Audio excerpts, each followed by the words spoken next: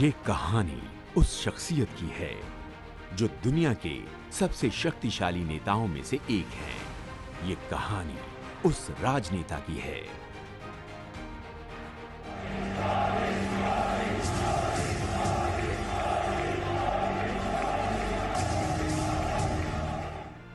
जो दुनिया के सबसे बड़े लोकतंत्र के सबसे लोकप्रिय प्रधानमंत्री हैं।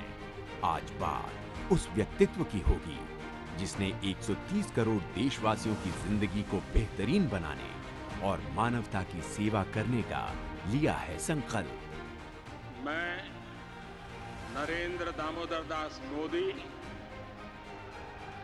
ईश्वर की शपथ लेता हूं।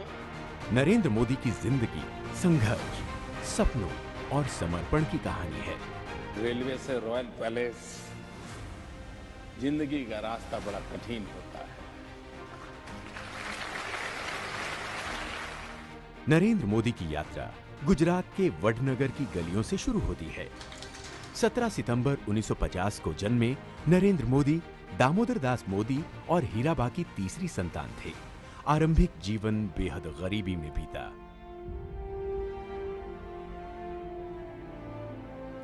माता जी है, 90 साल से भी ज्यादा उम्र है।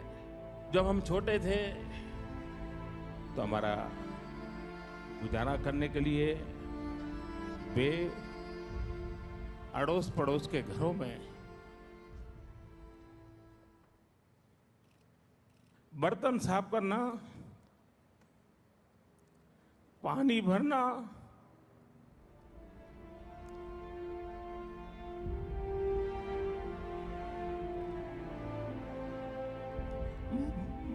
मजदूरी कर रहा। आप कल्पना कर सकते हैं कि एक मां ने अपने बच्चों को बड़ा करने के लिए कितना कष्ट उठाया। हम तो गरीब के घर पैदा हुए हैं, हमने गरीबी देखी है, हम गरीबी में पले हैं भाई। वे तो सोने का चम्मच लेकर के पैदा हुए हैं, हम चाय बेचते बेचते आपके पास आए। नरेंद्र मोदी स्कूल के बाद स्थानीय रेलवे स्टेशन पर बनी पिता की चाय की दुकान में हाथ बटाते थे। लोकतंत्र में अगर जनता जनार्दन जो ईश्वर का रूप है वो फैसला कर ले, फिर एक चाय बेचने वाला भी उनका प्रतिनिधि बनकर के रॉयल पैलेस में हाथ मिला सकता है। वे लीग से हटकर चलना चाहते थे और समाज में एक परिवर्तन देखना चाहते थे। समाज और व्यवस्था के हाशिए पर पड़े लोगों के दुख दर्द को खत्म करना चाहते थे। स्वामी विवेकानंद के कार्यों का गहन अध्ययन नरेंद्र मोदी को आध्यात्म की यात्रा की ओर ले गया और उन्होंने भारत को जगत गुरु बनाने के स्वामी विवेकानंद के सपनों को पूरा करने के लिए अपने मिशन की नींव रखी। अगर कोई एक शब्द है जो नरेंद्र मोदी के जीवन का चरित्र चित्रण कर सकता है, वो है सेवा। आखिरकार सरकार किसके लिए? मैं स्पष्ट मानता हूं कि सरकार वो हो जो गरीबों के लिए सोचे, सरकार वो हो जो गरीबों को सुने, सरकार वो हो जो गरीबों के लिए जिए। सिर्फ 17 साल की उम्र में नरेंद्र ने घर छोड़ने और देश भ्रमण का फैसला किया। कभी हिमालय को अपना आसरा बनाया तो कभी आश्रमों में सेवा की। खुद को राष्ट्र सेवा के लिए समर्पित करने के मकसद से वो राष्ट्रीय स्वयं सेवक संघ के साथ जुड़ गए। गुजरात में साल 1973 में हुए नवनिर्माण आंदोलन में नरेंद्र मोदी ने बड़ी भूमिका निभाई, जिसके चलते तत्कालीन कांग्रेसी सीएम को इस्तीफा देना पड़ा। आपातकाल के दौरान नरेंद्र को देश के तमाम बड़े नेताओं के साथ काम करने का मौका मिला। लोकतंत्र में आपातकाल में क्या कुछ जुल्म नहीं हुए थे, इससे बड़ी धमकियां क्या होती, लेकिन ये देश झुका नहीं था। 1975 25 जून वो ऐसी काली रात थी जो कोई भी लोकतंत्र प्रेमी भुला नहीं सकता है, कोई भारतवासी भुला नहीं सकता है। एक प्रकार से देश को जेल खाने में बदल दिया गया था, विरोधी स्वर को दबोच दिया गया था। जयप्रकाश नारायण सहित देश के गणमान्य नेताओं को जेलों में बंद कर दिया था। न्याय व्यवस्था भी आपातकाल के उन भयावह रूप की छाया से बच नहीं पाई थी।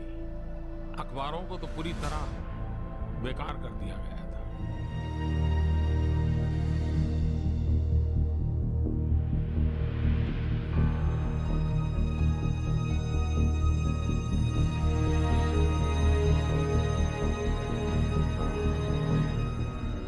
Eternal vigilance is the price of liberty.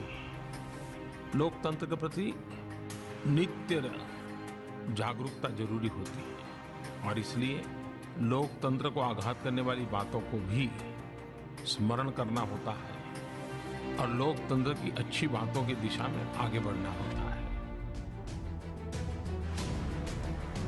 साल 1987 में उनको भारतीय जनता पार्टी के साथ काम करने का आदेश मिला।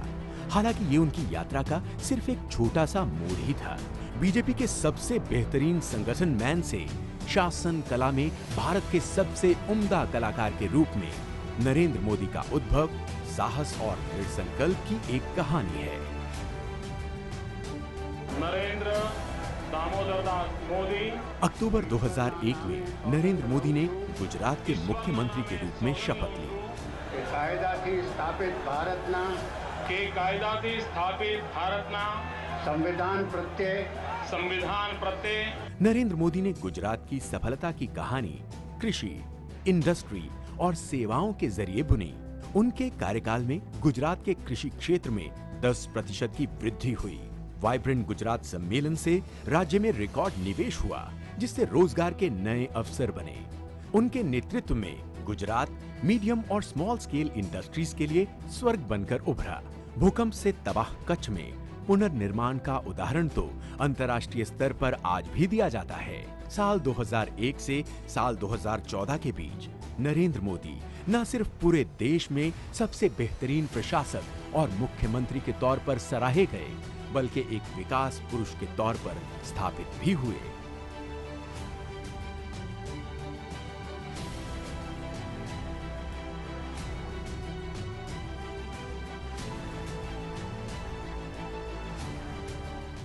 देश को एक विकास पुरुष की तलाश थी।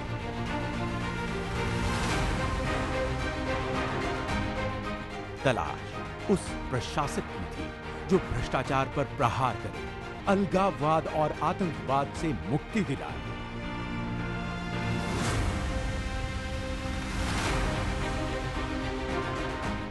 बीजेपी ने नरेंद्र मोदी को प्रधानमंत्री पद का उम्मीदवार बनाया। विकास का गुजरात मॉडल पूरे देश के सामने था।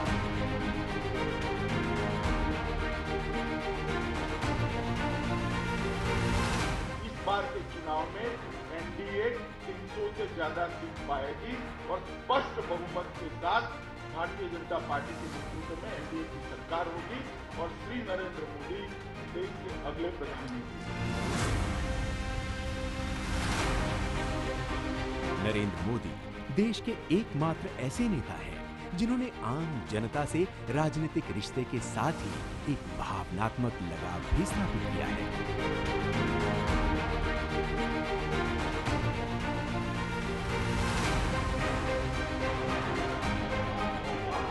साल 2014 के चुनावी नतीजे इस बात की तस्दीक करते हैं।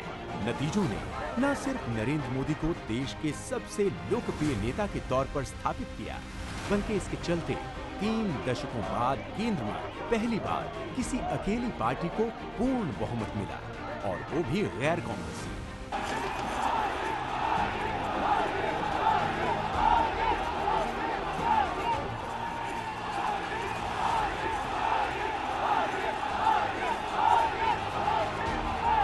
लोकतंत्र के सबसे पवित्र मंदिर में शीश झुकाकर उन्होंने संदेश दे दिया कि लोकतांत्रिक मूल्य उनके लिए सर्वोपरि है।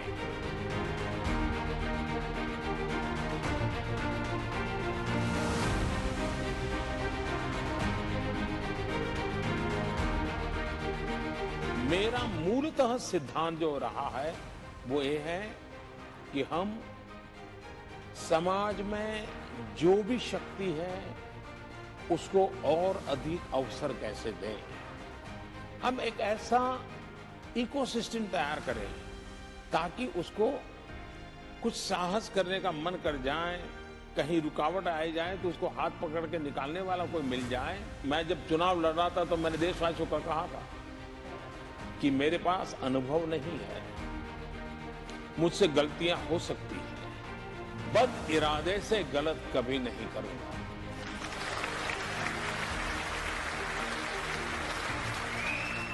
मैक्सिमम गवर्नेंस, मिनिमम गवर्नमेंट में भरोसा करने वाले नरेंद्र मोदी ने सबका साथ, सबका विकास और सबके विश्वास को अपने प्रशासन का आधार बनाया। एक तरफ राजनीतिक पंडित प्रधानमंत्री नरेंद्र मोदी को मिले विराट जनादेश की समीक्षा भी पूरी नहीं कर पाए थे, वहीं दूसरी तरफ पीएम मोदी के दिमाग में कुछ और चल रहा था।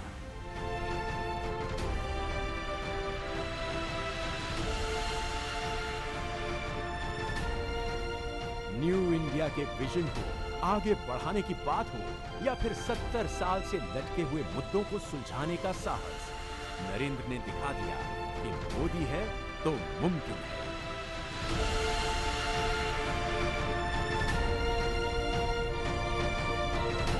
डेमोक्रेसी और डेमोग्राफी को डिविडेंड मानने वाले नरेंद्र मोदी ने दिखा दिया कि मजबूत इरादा और सही दिशा हो तो विकास की स्पीड और स्केल भी कई गुना बढ़ जाते हैं। समस्याओं को टुकड़ों में सुलझाने की बजाय उसे जड़ से हटाने में वो यकीन रखते हैं। तो उनका मानना था कि इसके लिए बुनियादी मुद्दों को सुलझाना सबसे ज्यादा जरूरी है। और सबसे बड़ी बात ये कि जन भागीदारी को उन्होंने अपनी नीतियों, रणनीतियों का आधार बनाया। विकास को सरकारी सोच और व्यवस्था से बाहर निकालकर एक जन आंदोलन बना दिया।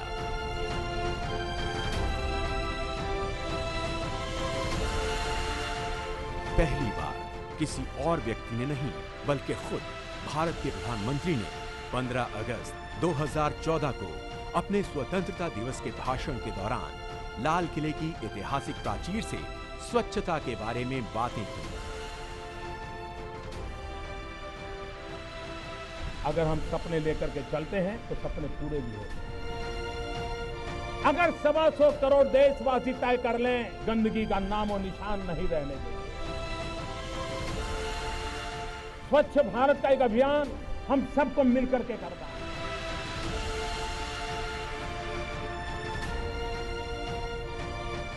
उसी साल 2 अक्टूबर को प्रधानमंत्री ने खुद झाड़ू लगाकर एक स्वच्छ भारत बनाने के अभियान का नेतृत्व किया। देखते ही देखते ये हर भारतवासी का अभियान हो गया। महात्मा गांधी ने जो सपने देखे थे कि भारत आजाद भी हो, भारत साफ सुथरा भी, मेरे लिए ये श्रमदान नहीं है, ये श्रमानुभव है। और जो श्रमानुभव है मुझे सामान्य से सामान्य इंसान के साथ जोड़ता है। पीएम मोदी ने सिर्फ भारत को खुले में शौच से मुक्त कराने का आह्वान ही नहीं किया, बल्कि देश के गरीबों को सम्मान के साथ वो बुनियादी सुविधाएं मिले, इसकी व्यवस्था भी की। पहली बार देश के सफाई कर्मियों को ये महसूस हुआ कि वो देश में आ रहे अहम बदलाव का बड़ा हिस्सा है।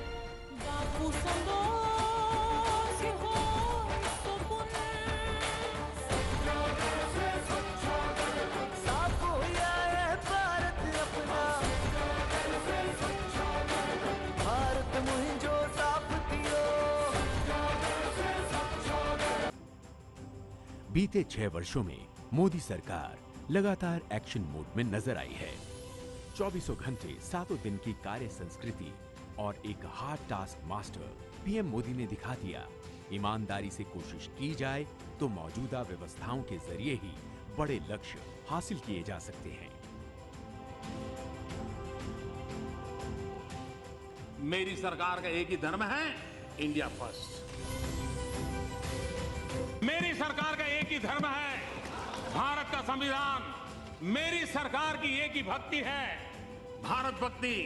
मेरी सरकार की एक ही पूजा है, 125 करोड़ देशवासियों का कल्याण। मेरी सरकार की एक ही कार्यशैली है, सबका साथ सबका विकास। और इसलिए हम संविधान को लेकर के, संविधान की सीमा में रह करके देश को आगे बढ़ाना चाहते हैं।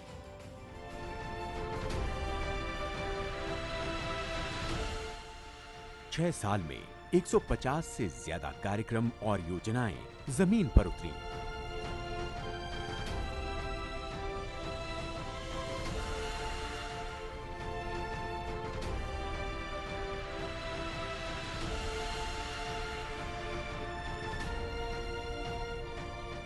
हमारे लिए रिफॉर्म का मतलब है रिफॉर्म नीति आधारित हो, टुकड़ों में नहीं हो, होलिस्टिक हो और एक रिफॉर्म दूसरे रिफॉर्म का आधार बने, नए रिफॉर्म का मार्ग बनाए। और ऐसा भी नहीं है कि एक बार रिफॉर्म करके रुक गए, ये निरंतर सतत चलने वाली प्रक्रिया है। साल 2019 के आम चुनाव में नरेंद्र मोदी के नेतृत्व में बीजेपी और एनडीए को पहले से भी बड़ी जीत मिली।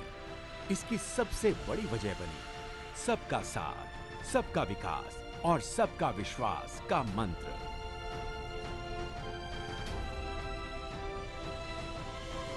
मत बैंक की राजनीति से ऊपर उठकर देश के लिए फैसला करने का जिगर चाहिए था, और वो जिगर हमारे प्रधानमंत्री नरेंद्र मोदी। आर्टिकल 370 हटाने को लेकर मिली संसद की इस मंजूरी से पहले शायद ही किसी को यकीन था कि ऐसा कुछ देश का नेतृत्व तय कर सकेगा। आर्टिकल 370 और 35A ने जम्मू कश्मीर को अलगाववाद, आतंकवाद, परिवारवाद और व्यवस्थाओं में बड़े पैमाने पर फैले भ्रष्टाचार के अलावा कुछ नहीं दिया। लेकिन जिस तरह से अपने दूसरे कार्यकाल के इस सबसे बड़े फैसले को मोदी सरकार ने हैंडल किया और तमाम आशंकाओं को खारिज किया, उसके बाद हर कोई यही कह रहा है कि मोदी है तो मुमकिन है।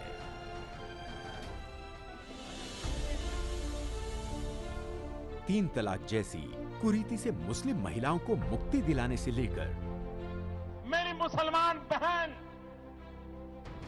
उसका क्या गुनाह?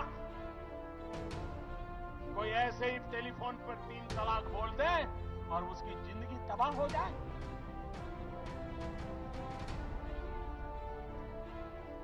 क्या मुसलमान बेटियों के हकों की रक्षा होनी चाहिए कि नहीं होनी चाहिए? क्या मुसलमान माताओं बहनों को रक्षा मिलनी चाहिए कि नहीं मिलनी चाहिए? क्या मुसलमान बहनों को समानता का अधिकार मिलना चाहिए कि नहीं मिलना चाहिए? जम्मू कश्मीर से 35A खत्म करने जैसे फैसलों से मोदी सरकार के दूसरे कार्यकाल की शुरुआत हुई।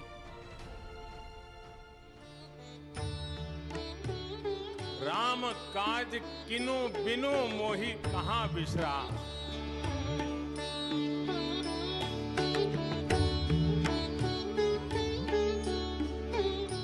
इसी तरह राम जन्मभूमि विवाद का शांतिपूर्ण समाधान सिर्फ एक विवाद का हल नहीं है, बल्कि भारत के बेहतर भविष्य का एक बड़ा कारक भी बन गया है।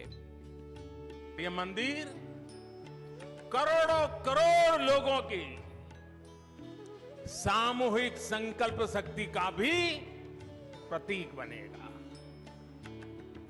ये मंदिर आने वाली पीढ़ियों को आस्था, श्रद्धा और संकल्प की प्रेरणा देता रहेगा। आतंकवाद पर करारा प्रहार हो या फिर नक्सलवाद की नकेल कसने की बात, बीते 6 सालों में इस मोर्चे पर पिछले 3-4 दशक से भी ज्यादा काम हुआ। इतना ही नहीं, सीमा पार कर आतंकी ठिकानों पर सर्जिकल स्ट्राइक और एयर स्ट्राइक के जरिए भारत ने ये संदेश दिया था कि आतंक को किसी भी सूरत में बर्दाश्त नहीं किया जाएगा। जब कोई टेररिज्म एक्सपोर्ट करने का उद्योग बना करके बैठा हो, मेरे देश के निर्दोष नागरिकों को मौत के घाट उतार दिया जाता हो,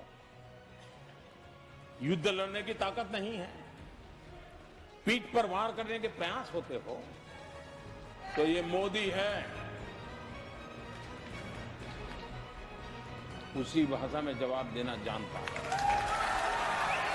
इतना ही नहीं, जब लद्दाख में हमारी उत्तरी सीमा पर चीन के सैनिकों ने दुस्साहस दिखाया, तो देश के जवानों ने उन्हें बता दिया कि भारत पर आंख उठाना उन्हें कितना महंगा पड़ेगा। जिनके सिंहनाद से सहमी, जिनके सिंहनाद से सहमी, धरती रही अभी तक डोल। कलम आज उनकी जय बोल, कलम आज उनकी जय बोल। भारत माता की, भारत माता की, वंदे वंदे। विभिन्न अंतर्राष्ट्रीय एजेंसियों ने इस बात को माना कि प्रधानमंत्री मोदी के नेतृत्व में भारत रिकॉर्ड गति से गरीबी को खत्म कर रहा है। इसका श्रेय केंद्र सरकार द्वारा गरीबों के हितों को ध्यान में रखते हुए लिए गए विभिन्न फैसलों को जाता है। आज भारत दुनिया के सबसे बड़े स्वास्थ्य सेवा कार्यक्रम आयुष्मान भारत का नेतृत्व कर रहा है। 50 करोड़ से अधिक भारतीयों को कवर करते हुए आयुष्मान भारत गरीब और नव मध्यम वर्ग को उच्च गुणवत्ता और सस्ती स्वास्थ्य सेवा सुनिश्चित कर रहा है। पानी से आए और भाइयों को किडनी में की नली खराब थी, वो ठीक हुआ, काम अच्छा हुआ, अच्छा हो, संतोष है, संतोष। तुम खुश हो एकदम? पढ़ाई करोगे, खेलोगे, बहुत खेलोगे, हैं? कोरोना काल में प्रधानमंत्री गरीब कल्याण योजना के जरिए 80 करोड़ से भी ज्यादा लोगों के लिए मुफ्त राशन पहुंचाना हो, या फिर गरीब परिवारों, किसानों, श्रमिकों और महिलाओं को कई अन्य माध्यमों से आर्थिक मदद पहुंचाने या रोजगार उपलब्ध कराने के फैसले। सरकार ने मेरा बहुत सहयोग करा है। मैं वहां से आने के बाद मेरे खातों में पैसे भी डाले गए और गरीब कल्याण योजना के तहत पशु शेड भी बनवा रहे हैं। सर ने सभी प्रवासी मजदूरों को मीटिंग में बुलाए और वहां हमें मीटिंग में बैंकर भी सभी आए थे और हमें 25 लाख का लोन कराए। ये गाय गोहाल ये भारत सरकार की गरीब कल्याण योजना से हुआ है।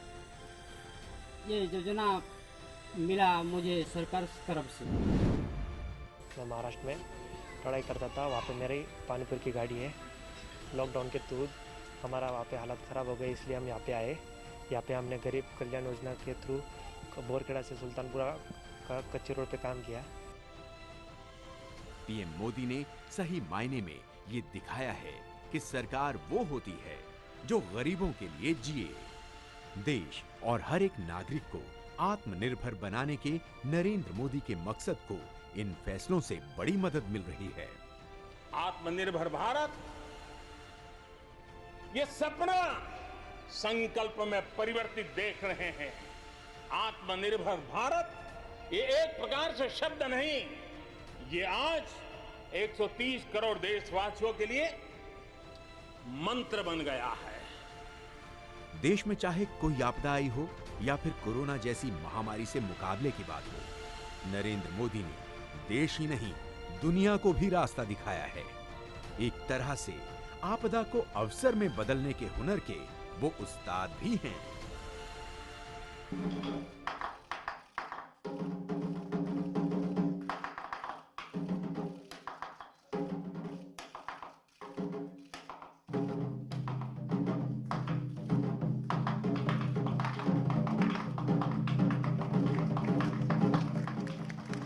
नरेंद्र मोदी की विदेश नीति की पहल ने दुनिया के सबसे बड़े लोकतंत्र की वास्तविक क्षमता और भूमिका को महसूस किया है।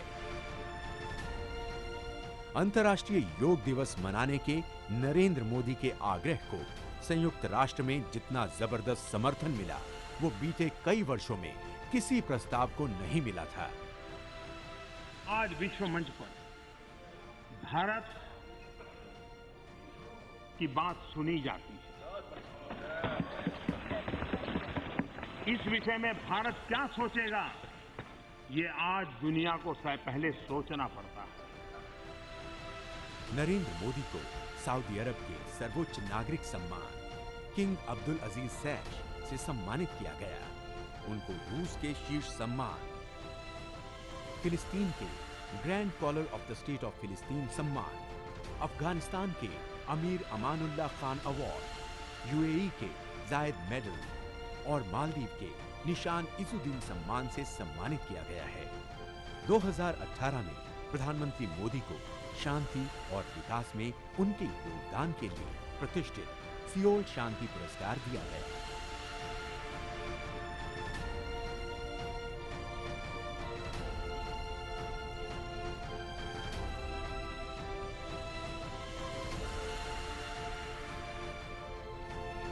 लोगों के बीच रहना, उनके साथ खुशियां साझा करना और उनके दुखों को दूर करना नरेंद्र मोदी का मकसद है।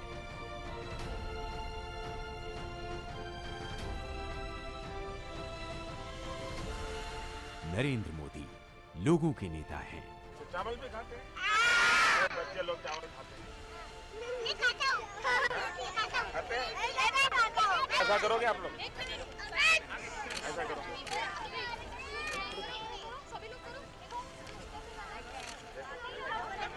दो हाथ से नहीं, एक ही हाथ करो। और वो आम जन की समस्याओं को हल करने और उनके जीवन स्तर में सुधार करने के लिए समर्पित हैं।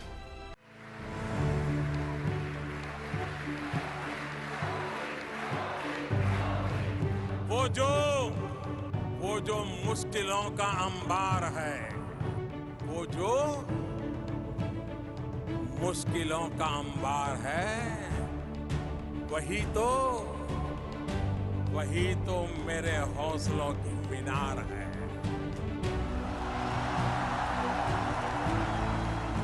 वही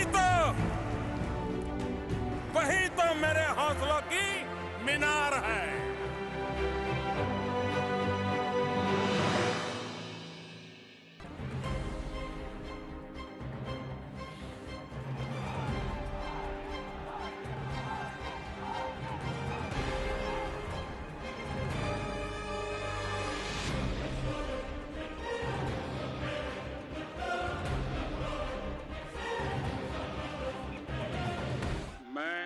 नरेंद्र दामोदर दास मोदी